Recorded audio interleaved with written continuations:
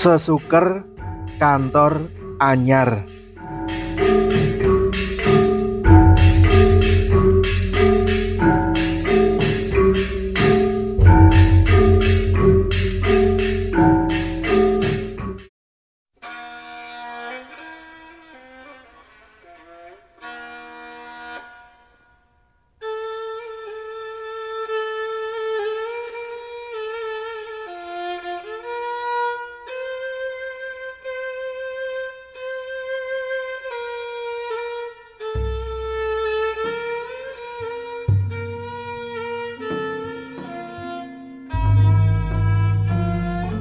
Dr. Mirah Pangastuti, rumangsa beja dene iguh pratikel, pamikiran lan kasregepane digadhekake dening rektor ing universitas papane nyambut gawe. Setahun sakwise nggondol gelar doktor ilmu ekonomi saka Australia National University, dheweke dipercaya dening rektor supaya mandhegani lembaga penelitian ing universitase sing klebu manjila ing Semarang.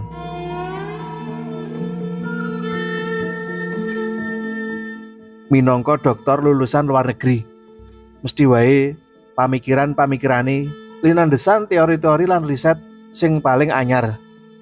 Cetha yen apa sing disinaoni ing Australia bakal akeh paedahe kanggo melu mikirake bot repot ora mung ing wewengkon universitase, nanging uga sumrambah marang bebrayan agung bangsa lan negara. Minangka dokter lulusan manca, Mirah luwih nengenake logika ing samubarang tumindake tinimbang gugu marang gugon Tuhan. Sakaing perkara diwawas saka logika ilmiah. Mula nalika dheweke dilantik dening rektor, Dr. Mirah krasa menawa mitra ruwange ing kampus kono nyengkuyung banget jalaran duwe pangarep-arep universitas sing wis manjila mau bakal sangsaya kuncara. Sedina sakwise kawisuda minangka kepala lembaga penelitian, dheweke pindah kantor. Mesti wae kantor sing anyar iki luwih gedhe lan luwih peni.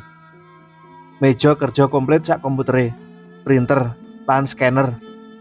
AC sing isih anyar lan lemari buku ora patiya gedhe. Nanging cukup kanggo ndelah buku-buku penting wis cumawis. Semono uga ing poncot ruangan ana meja kanggo asistene. Sedina rong dina kabeh pakaryan lumaku kanthi rancak lan ora nguciwani. Dr. Pertiwi, kepala lembaga penelitian sing lawas, kober ngendika marang Mirah ing dina pelantikan. "Jeng Mirah, nyuwun pangapuramu nek aku ninggal regetan ing kantor. Rumangsaku kabeh wis tak resiki lan sakabehe wis tumata. Kula pitados bilih mboten wonten ingkang nguciwani, Bu." "Aja kesusu ngendika ngono. Minangka dokter saka luar negeri, mestine you saying is believing. Nek ora mirsani dhewe, ya aja enggal-enggal percaya," ucape Pertiwi sing sedhela meneh dipindah menyang Malang. Mirah banjur janjian karo Pertiwi kepengin mlebu kantore sing anyar. Nalika mlebu, dheweke mambu gandane kembang kenanga lan kembang melati. Kantore padang jinglang, merga srengenge esuk pancen wis mencorong lan kabeh korden dibuka. Kanthi mangkono, sunaring Sang Bagaskara bisa mlebu tumeka ing jeron ruangan tanpa kaling-kalingan. Mirah nyoba goleki dununge kembang sing ngambon-ngamboni mau. Mripate mubeng, kabeh bagian ruangan diwaspadakake, nanging ora tinemu kembang. Arep takon marang Pertiwi, dheweke ora kepenak. Apa iki ambune parfum sing diagem dening Dr. Pertiwi? Ngono batine. Metu saka kantor, Mirah lagi ngerti yen parfume Pertiwi beda karo gondo kembang kang ndelok irung ing jero ruangan mau. Parfume Dr. Pertiwi wangi lembut ora nyegrak. Nanging bab ambu kembang iku ora dipikir meneh dening Mirah. Pikirane mugen marang tugas anyar sing arep diemban. Nganti seminggu sakwise ngantor, ambuning kembang kenanga lan melati isih durung ilang. Kadangkala ambune ndulek irung, nanging ing wektu liya mung mondo-mondo. Dina Setu, persis seminggu sakwise pindah ing kantor anyar, dheweke takon marang Wening Graita, asistene. "Jeng Weneng, sliramu mambu kembang apa ora?" "Mboten, Bu. Sekarmu napa? Apa ana sing salah karo irungku ya?" "Lah kados pundi to, Bu?" "Pendak dina aku mambu kembang kenanga lan kembang melati lho, Jeng. Kula mboten mambet punapa-punapa." "Oh ya wis, mbok menawa aku mau ngambon-ambonen." Dina Senin Minggu candhake, kaya adat saben, Mirah teko kantor jam 7.30. Wening Graita wis idin yen dheweke bakal teko telat merga arep priksa menyang rumah sakit. Mirah ora nganti ngurus Wening arep priksa apa. Dheweke ngerti asistene sing kepengin banget nerusake studi S3 kuwi manten anyar. Mbok menawa wae bakal kaparingan kanugrahan dening Gusti Kang Maha Agung. Yen bener Wening Garbini, ateges kepinginane studi S3 kudu disemayani dhisik. Lagi wae lungguh ing kursine, Mirah jinggirat. Rumangsane sikil tengen perangan kentol lan gegere, kaya dibalang nganggo barang kang abot. Atine neratap, dheweke nggatekake ora ana apa-apa. Ora ana swara babar pisan. Bubar kuwi ora ana apa-apa meneh. Mirah banjur nyambut gawe kaya adat sabene. Dheweke wiwit mbukai proposal paneliten sing mlebu saka dosen-dosen ing kabeh fakultas. Dheweke migatekake perkara metodologi lan isi. Dene perkara rincian dana bakal dicek dening Wening. Kabeh proposal paneliten sing arep diajokake marang Kemenristek Dikti pancen kudu ngliwati dheweke dhisik.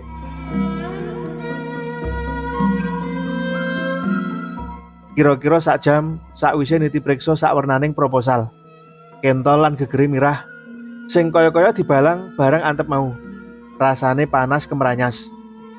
Rasa panas mau ora ilang nganti sore nalika dheweke metu saka kantor. Dheweke kepengin priksa dokter nanging diserantekake. Sapa ngerti dina candhake rasa panas mau wis ilang utawa paling ora wis mendo. Nanging pangirane salah. Rasa panas ing sikil lan gegeriku tetela ora ilang. Dheweke pancen tetep bisa nyambut gawe kanthi becik. Rasa panas ing geger lan sikiliku ora ngganggu gaweane. Semono uga ing omah, dheweke ya isih bisa nggulawentah anak lan ngurusi kakunge. "Ayo, mengko sore tak terke nyang dokter nang Elizabeth wae." Ngono kandhane sing lanang sakwijining dina.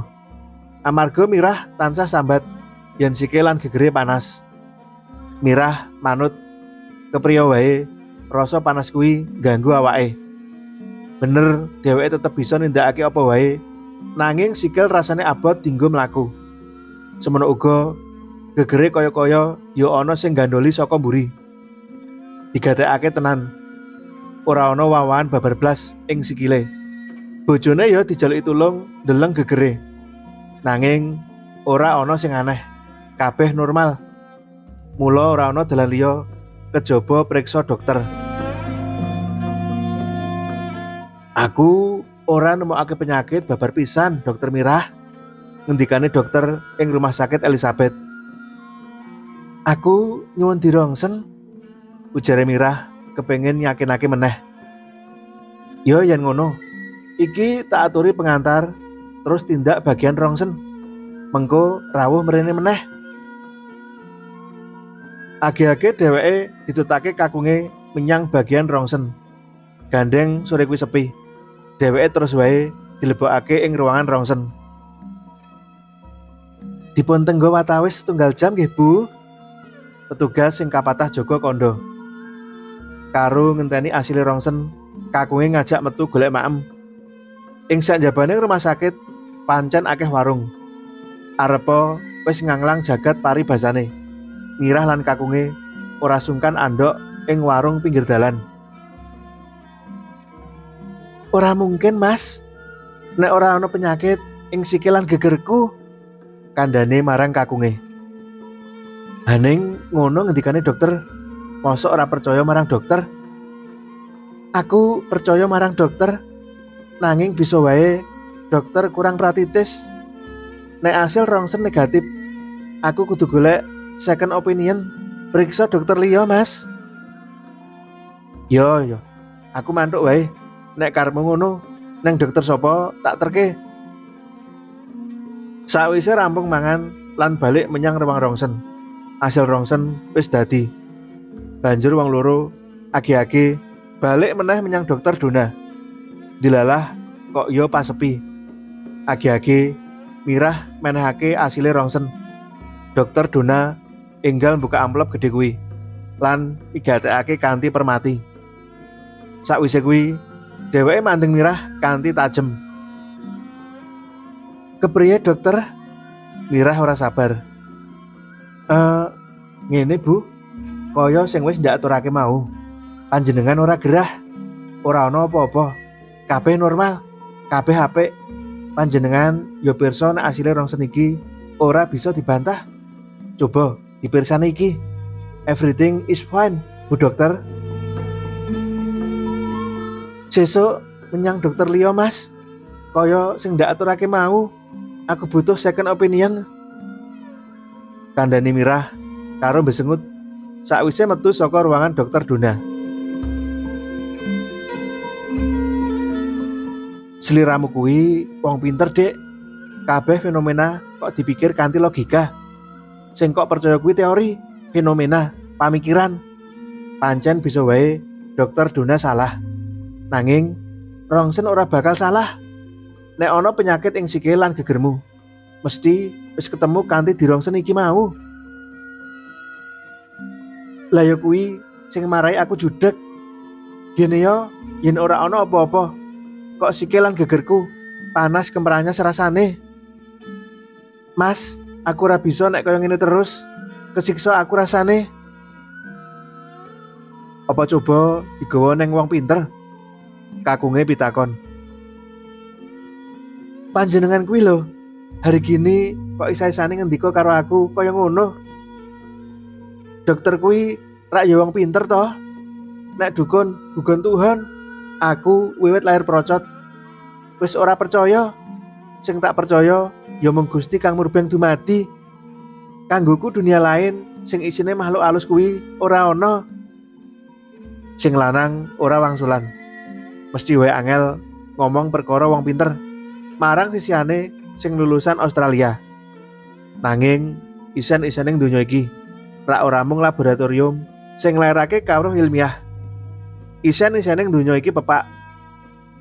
Perkara ing Jawa dudu mung cerita, nanging uga kanyatan. Cekak ing cerita, Mirah ora gelem mertamba marang dukun utawa wong pinter. Kosok baline, dheweke njaluk diterake menyang dokter liya ing dina candhake. Nanging asile padha. Dokter iki ya ngendika nek ora ana penyakit ing sikil lan gegere. Mirah tambah judeg. Merga kakehan mikir penyakite sing ora tinemu nalar. Dheweke rada kelangan konsentrasi anggone nyambut gawe. Kadang dheweke mung meneng wae nalika maca proposal sing kudu enggal diputusi.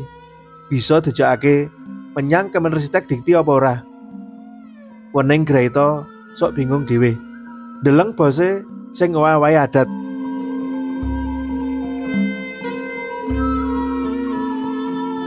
Kira-kira 1,5 wulan sakwise dheweke dipindah menyang kantor anyar lan nandang loro panas ing kentolan gegere. Sawijining awan nalika rampung dahar, Dokter Mirah kaget. Sakwenehe priya pawaan gagah pideksa sing dhisik tau mampir ing uripe ujug-ujug mara menyang kantore. Mirah rada kecipuan. Priya iku Aran Robertus Bagus Kalbuadi, sing saiki manggon ana Singapura. Dheweke njabat manajer ing perusahaan multiguna babagan ekspor impor. Sakwise Bage Binage, Bagus Kalbuadi pitakon,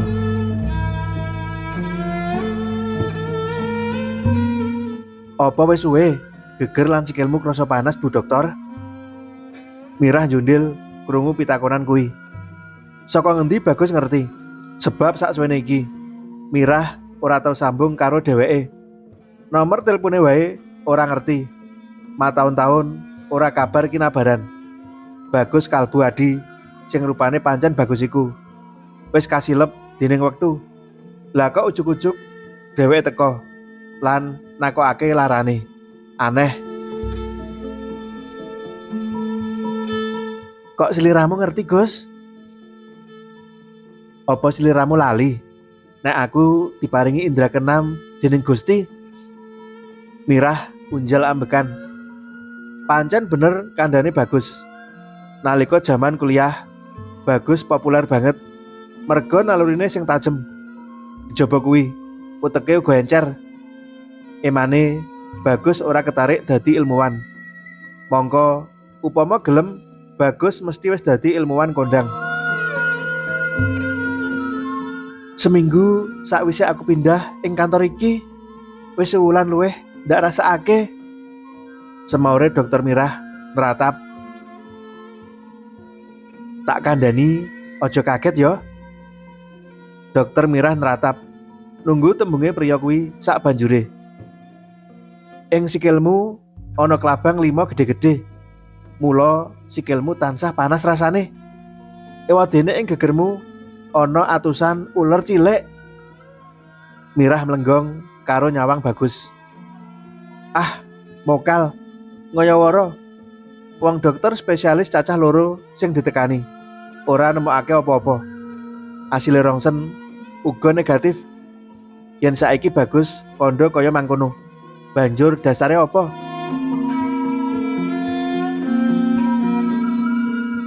"Sliramu ora percaya karo kandhaku ora apa-apa. Ora kudu percaya.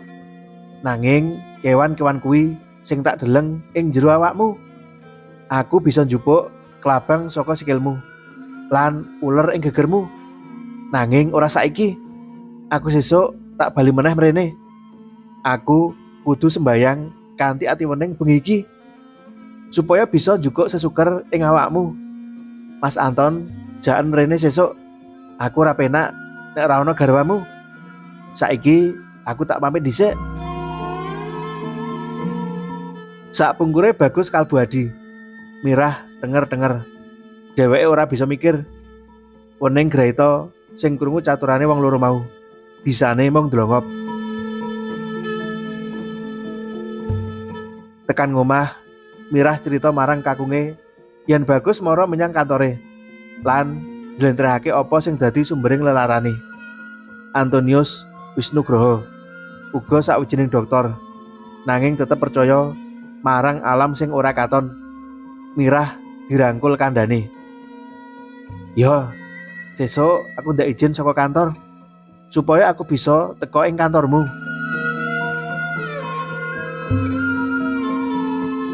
Dina candhake, Bagus teko meneh ing wayah tenggange. Kaya sing dikandhakake, Mirah dikancani bojo lan asistene. Sakwise padha Bage Binage lan guyon sak perlune, Bagus nuli celathu. "Nuwun sewu ya Mas Anton, aku njaluk izin njukuk sesuker ing geger lan sikile jeng Mirah." Monggo Dik, matur nuwun sadurunge. Aku jane ya wis tak kandha marang nyaiku, arep ndajak mara nang nggone wong pinter. Nanging wong dheweke ora percaya. Lah piye meneh?" Bagus guyu alon. "Jeng Mirah kuwi ilmuwan tulen, Mas. Beda karo aku sing wiwit dhisik dadi dukun. Sing dadi modalku nyambut gawe ana Singapura ya ilmu kejawen iki, dudu ilmu ekonomi. Mula panjenengan tak suwun rawuh. Ora penak aku nek ora ana panjenengan." Sakwise kandha mangkono, Bagus ngetokake kantong loro cilik-cilik saka sae. Banjur diselahake ing meja. Dheweke banjur ndodhok ing ngarepe Mirah. Kandhane, nuwun sewu, aku kudu nyekel sikilmu Mirah. Aja ditukani ya Mas. Antonius dadi goreh. Nanging pancen kudu mangkono. Kanthi alon-alon Bagus kaya nyekel sawane barang saka sikile Mirah. Banjur dilebokake ing kantong cilik sing wis dicepakake. Mangkono dibaleni nganti kaping 5. Wis rampung iki ing sikil.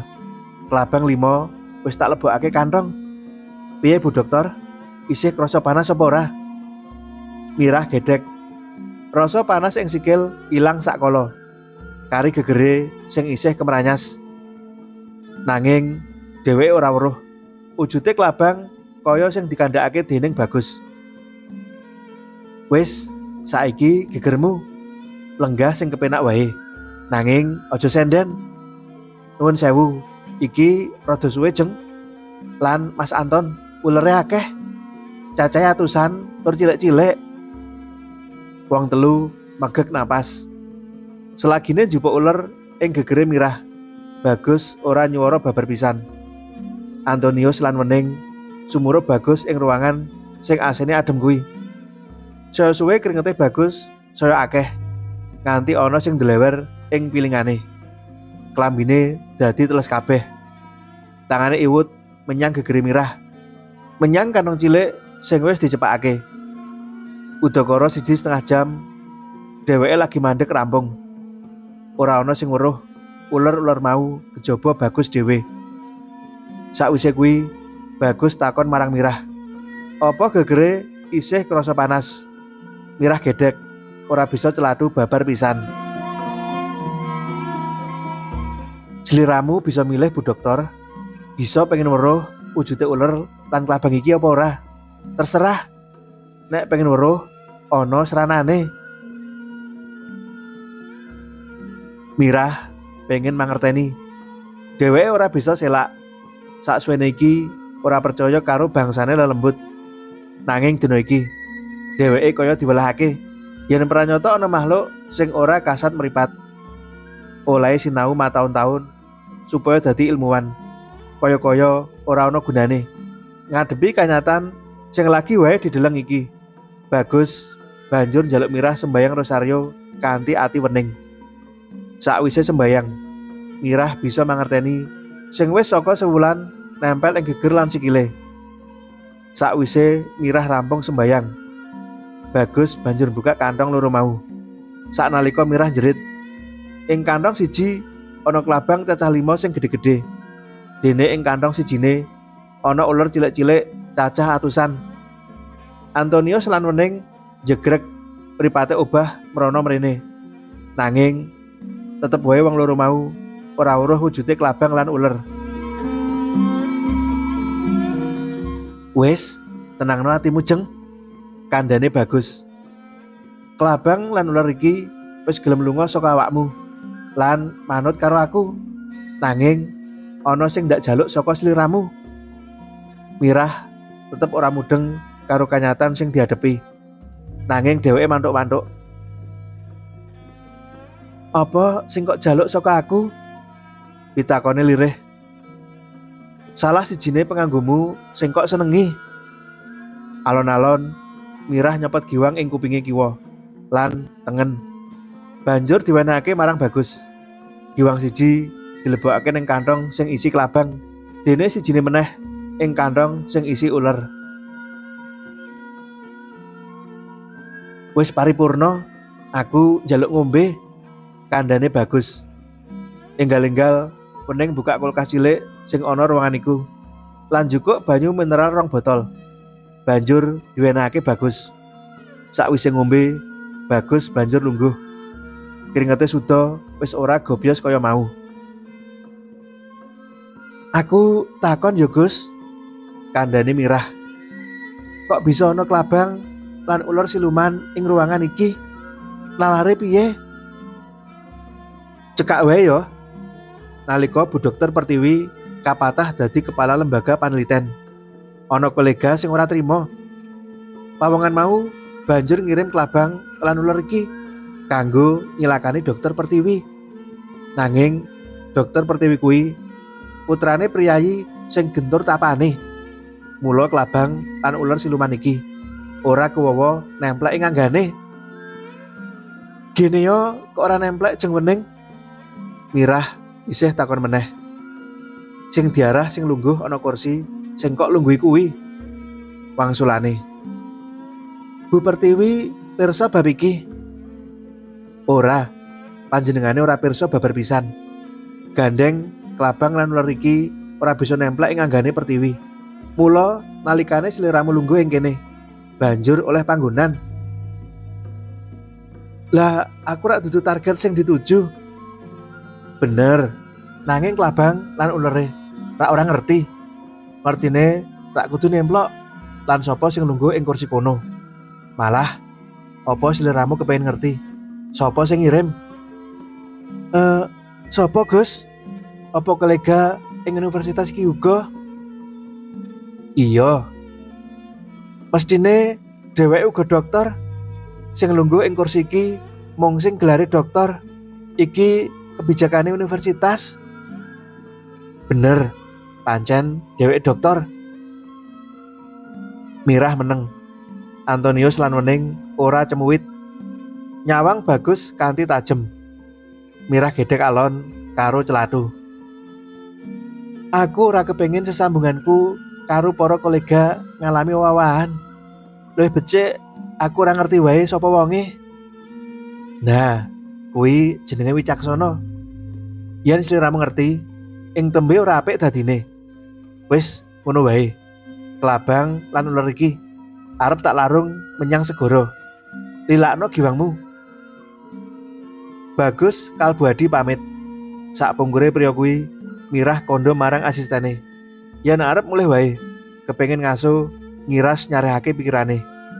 Ing mobil dheweke kondo marang kakunge.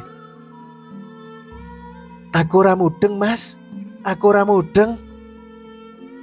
Jagat iki amba bawera.